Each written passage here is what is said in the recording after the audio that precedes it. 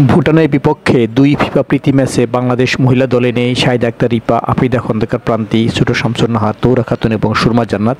এদের এইচএসসি পরীক্ষা, ফলে বিকল্প হিসেবে সুলতানা, অর্পিতা, মিলি, হালিমা এবং বন্যাকে ডেকেছেন কোচ পিটার জেমস বাটলার।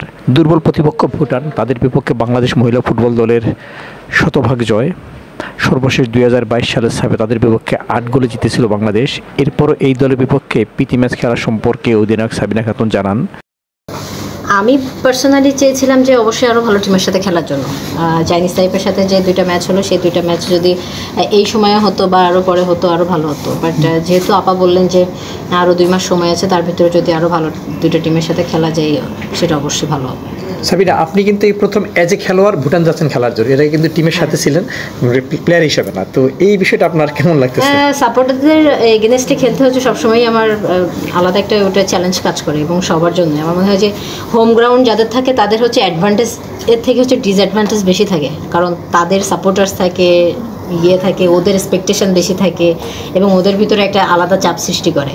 তো আমার মনে হয় যে ওই জিনিসটাও আমি হচ্ছে এনজয় করি, এবং আমার জন্য অবশ্যই তো ভুটান যেহেতু আমার প্রথমবার, আমার তো টার্গেট থাকবেই যে ওখান থেকে যেন ভালো করে ফিরতে পারি। লাস্ট 2টা ম্যাচে আপনি 90 মিনিট খেলতে পারেননি, এই সামনে কি আপনাকে 90 মিনিট করে খেলা 90 মিনিটসের ওই সময়টা কিছু ছিল, লিগের পরে একটু ফিটনেসেরও ঘাটতি ছিল।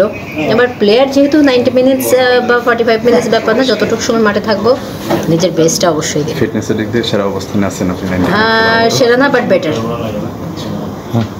ঠিক আছে।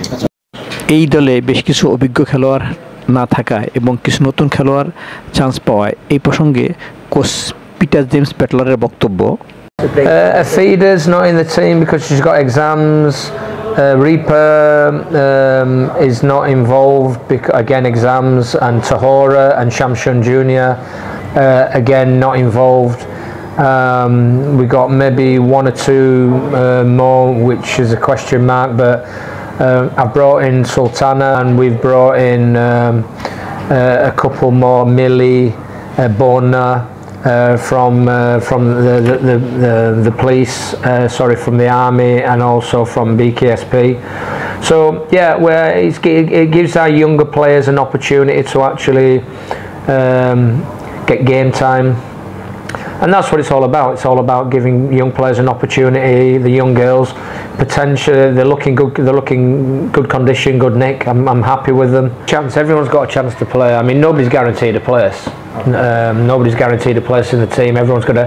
What I've tried to do is promote the youth, bring in new players, create a more competitive and a fighting spirit environment where everybody realises that they've got to fight for a place. Nobody's guaranteed a place under me.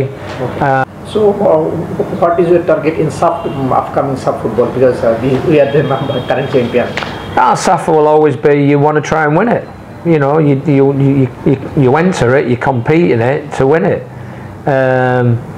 and that's the ultimate goal. It'll give us an opportunity to actually introduce some new players again. প্রতিপক্ষ হিসাবে ভুটান বেশ দুর্বল, এরপরও তাদেরকে প্রীতি ম্যাচের জন্য পেয়ে খুশি coach Butler. Little bit weak team. So what is your comments about this? I'm just fortunate and thankful that we have games.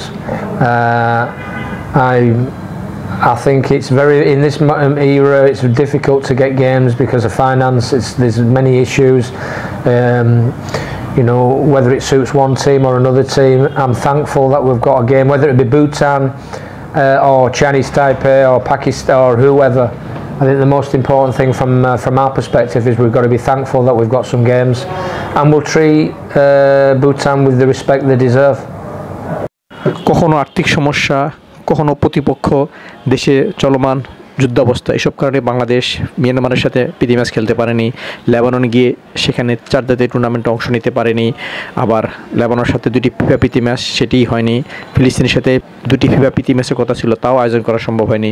এরপরও বাফুফের মহিলা উইংয়ের চেয়ারম্যান মাহফুজা আক্তার কিরণ জানিয়েছেন তিনি সেপ্টেম্বর উইন্ডোতে বাংলাদেশের জন্য আরও 2টি প্রস্তুতি ম্যাচের আয়োজন করবেন, যাতে অক্টোবরের নেপালে অনুষ্ঠিত সাফে বাংলাদেশ দলের প্রস্তুতিটা ভালোভাবেই সম্পন্ন হয়। ইনজুরির জন্য ভুটানের বিপক্ষে এই 2 প্রীতি ম্যাচে নেই কৃষ্ণা রানী সরকার, তবে সানজিদা সুস্থ হয়ে ফিরেছেন।